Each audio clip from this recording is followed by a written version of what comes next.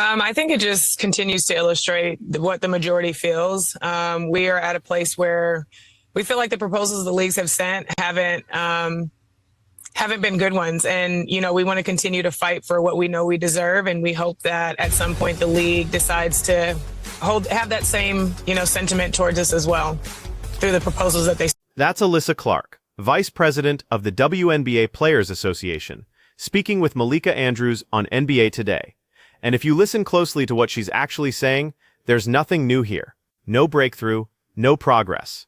Just carefully worded statements designed to calm down a fan base that's watching their league potentially implode in real time. We're 6 days away from the drop-dead date, 17 months into these negotiations, and the gap between what players want and what the league is offering hasn't narrowed at all. The two main sticking points remain exactly where they were last summer: revenue-sharing percentages and housing accommodations. Here's what makes this particularly frustrating. The WNBA just came off its most successful season in history. Caitlin Clark's rookie year brought unprecedented attention, record-breaking ratings, sold-out arenas, and mainstream media coverage the league has been chasing for decades. This should be the moment where everyone comes together to capitalize on momentum. Instead, we're talking about whether there will even be a season. Now, is a strike still on the table for the players? I mean, when you look at the vote that we took back in December, we didn't take that lightly at all. And it was almost a unanimous vote for yes, that, a strike is on the table. And so as a union, we're going to use every tool that we have in our pocket to be able to fight and get what we know we deserve. So it's very much still on the table. And that is something that I think is clear as we continue to have these conversations with our union and the players in the league. Notice how she frames this. The union took an almost unanimous vote back in December to authorize a strike. That wasn't a bluff or a negotiating tactic. That was players saying they're willing to walk away from paychecks, from exposure, from everything they've been building. But here's the complexity that's getting lost in all the noise. This isn't a unified front. Behind the scenes, there's a clear divide between veteran players who've been grinding in this league for years, fighting for better conditions, and younger players who just want to play basketball. The rookies and second-year players didn't sign up for labor disputes. They came into the league at its peak moment, and now they're being told they might not have a season. Lexi Brown addressed this on social media, saying her anxiety levels are relatively low because she chose to remain under contract. That's code for something important. Not every player opted out of their deal. Some veterans locked in long-term contracts before this CBA crisis, which means they're insulated from the immediate fallout. But the players who were counting on 2025 salaries, they're in a very different position. So that was her. Somebody else said, hold on, because it was a good comment. This one right here. Carrie Bell. She stated, I generally would not be surprised if there's a shortened WNBA season or even there's no season at all. You got 6 days until the drop dead date, and both parties have been doing the same damn dance over a year. Either strike or don't. But this little dance is annoying. And there it is. The frustration that every content creator covering this league is feeling right now, because he's absolutely right about one thing. This situation is killing the momentum that Caitlin Clark created. Think about the timeline here. Clark's final college season at Iowa generated massive viewership. The 2024 WNBA draft became the most-watched draft in league history. Her rookie season brought 3.2 million viewers to that Fever Sun playoff game. ESPN invested heavily in WNBA coverage. Corporate sponsors started paying attention. Casual sports fans who never watched women's basketball before were suddenly tuning in regularly. And now, just when the league should be building on that foundation, we're stuck in this endless negotiation cycle. Free agency is frozen. The draft is in limbo. Teams can't make moves. Players can't plan their futures. And fans who just discovered this league 6 months ago are being told there might not be basketball to watch. The gloves are off. Playtime's over. We have to be honest here. They're not going to get that 15%, that 30% revenue. They're just not going to get it. This is annoying. Day in, day out, 17 fucking months. We have been going through this. It is bad. It is unfair. And it is damn near unconstitutional. This is where the situation gets particularly uncomfortable. because what he's describing isn't just speculation. The revenue-sharing proposal that players are demanding, reportedly around 30% of league revenue, is significantly higher than what the WNBA has offered. The league's position has been that they're still building toward profitability, that most teams are losing money, and that committing to that level of revenue sharing could jeopardize the entire operation. But players look at NBA comparisons and see a 50-50 revenue split. They see record attendance and ratings. They see corporate sponsors lining up, and they're asking why they should accept less when they're the ones generating the product on the court. The housing issue is equally contentious. Players want guaranteed housing accommodations, which seems reasonable, given that many are making under six figures and playing in expensive markets. But the league has concerns about standardization across teams, cost implications, and whether that becomes a competitive advantage for teams in certain cities. Neither side is backing down, and with 6 days left, there's no indication that either side is preparing to compromise. To me, this has nothing to do with race. I've seen some people pushing a race narrative. It's simply veteran players versus young players. The young players, from what I'm hearing, want to sign. They don't give a damn. They ready to play. It's the old players. They can't figure out what the hell is going on. It's y'all old ass, y'all old hags. Y'all don't know what's going on. Y'all can't figure out what y'all want to do. But rain on everybody else damn day. Now we're getting to the real impact, because this isn't just about players and owners. There's an entire ecosystem built around WNBA content now. Independent creators who invested in equipment, built audiences, and structured their channels around covering this league. Media members who took WNBA beats seriously for the first time. Local businesses in team markets who benefited from increased foot traffic on game days. The 2024 season created opportunities that didn't exist before. Podcasts dedicated to WNBA analysis. YouTube channels breaking down game film. Writers covering storylines with the same depth as men's sports. All of that was possible because the product on the court was compelling enough to generate sustained interest. But you can't build a sustainable media ecosystem around a league that might not play. Creators can't monetize content about labor negotiations and CBA disputes the same way they can game analysis and player features. Audiences don't engage with strike coverage the way they do with highlights and storylines. But this is getting very, very bad. Sick of it, man. Sick of making all these damn videos. Sick of talking about these ladies. It's truly a joke. You're hurting our channels financially. You're hurting our viewership. You're hurting our engagement.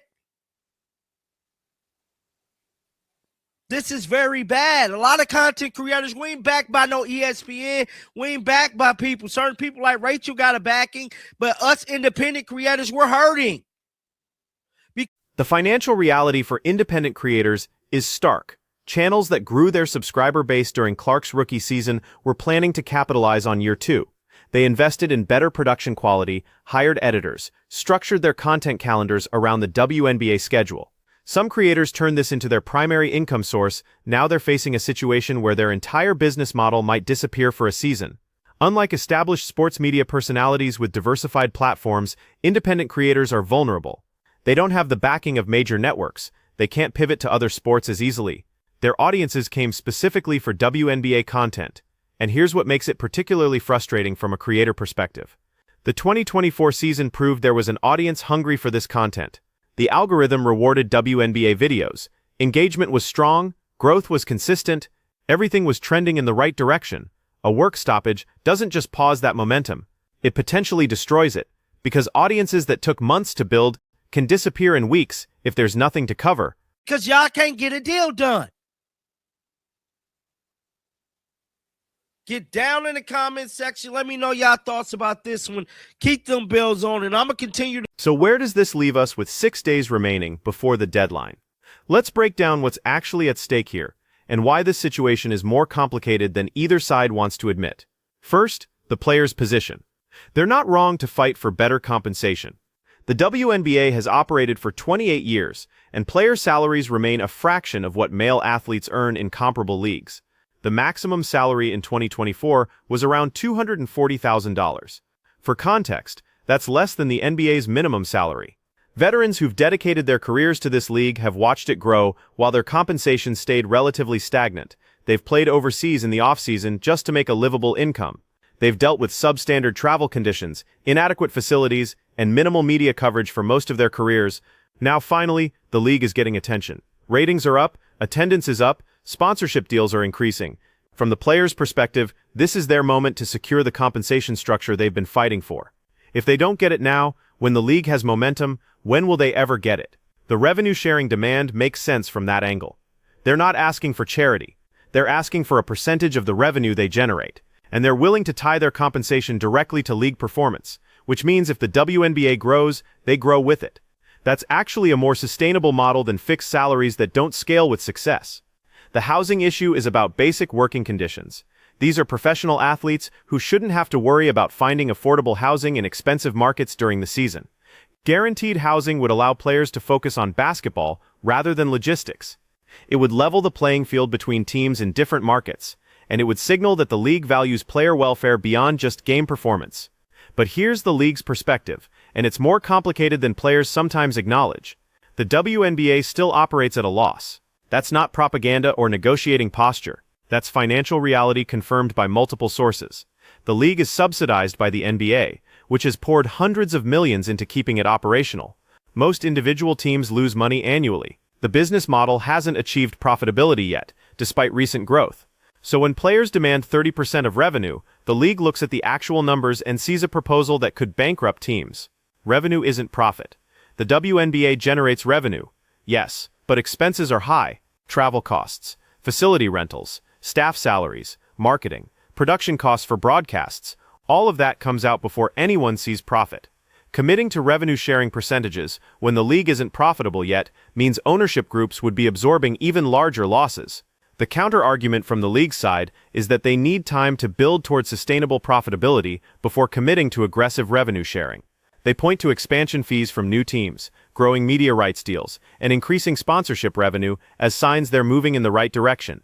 But they're asking players to be patient while that growth materializes. On housing, the league's concern is about implementation and competitive balance. Do all teams provide the same quality housing? Does a team in a cheaper market have an advantage because they can provide better accommodations for the same cost? What happens when a player doesn't like their assigned housing? Who handles maintenance, utilities, and other logistical issues? These aren't insurmountable problems, but they require detailed negotiation. Now here's where it gets messy. Both sides have valid points, but neither side can fully acknowledge the other's position without weakening their negotiating stance. Players can't admit the league might not be able to afford their demands without undermining their leverage. The league can't be too transparent about financial struggles without scaring away potential investors and sponsors. So we get carefully worded statements like what Alysha Clark delivered. We get social media posts from players that sound unified, but mask internal disagreements. We get league representatives talking about wanting to find common ground while offering proposals that players immediately reject. The Caitlin Clark factor adds another layer of complexity. She's the biggest draw in the league, the player who brought millions of new fans, the reason ratings exploded. But she's also a rookie who doesn't have the same leverage as veterans in these negotiations. Her presence makes the league more valuable, which strengthens the player's position. But if there's no season, she loses a year of her prime, which is devastating for someone who just had a historic rookie campaign. Clark hasn't been vocal about the CBA negotiations. She's stayed out of the public dispute, which is probably smart given her position, but her silence speaks volumes. She's caught between wanting to support her union and wanting to play basketball, between respecting veterans who fought for better conditions and recognizing that a work stoppage hurts her career trajectory. The same applies to other young stars. Paige Buchers is entering the draft. Will there be a season for her to play in? Angel Reese just finished her rookie year. Does she lose year 2 to a labor dispute? Cameron Brink was having a strong rookie season before her injury. Will she come back to a league that's playing or one that's shut down? The generational divide within the players' union is real. Younger players didn't experience the years of struggle that veterans endured. They came into a league that was already getting mainstream attention. They have different priorities and different timelines. But union votes require solidarity, which means younger players are expected to support demands they might not fully agree with. Meanwhile, fans are stuck in the middle of all this, watching a league they just started caring about potentially disappear. The new fans who discovered the WNBA through Caitlin Clark don't understand the historical context. They don't know about the years of poor travel conditions, low salaries, and minimal coverage. They just know they enjoyed watching basketball last summer, and now they might not get to watch it this summer. That creates a perception problem for players. Fair or not, some fans see this as players being greedy, right when the league is finally successful. They see record attendance and think the money must be there. They don't understand the difference between revenue and profit. They don't know about the financial losses teams are absorbing. So when players talk about striking, those fans react negatively. The content creator angle that we heard earlier is actually significant, even if it seems self-serving, because independent media coverage was a huge part of the WNBA's growth in 2024. Traditional sports media has historically ignored women's basketball, but YouTube creators, podcasters, and social media personalities filled that gap. They provided the daily coverage, analysis, and engagement that helped build the league's profile. If those creators can't sustain their channels through a work stoppage, that infrastructure disappears. And unlike traditional media, which can pivot to other sports, independent creators built their entire platforms around WNBA content.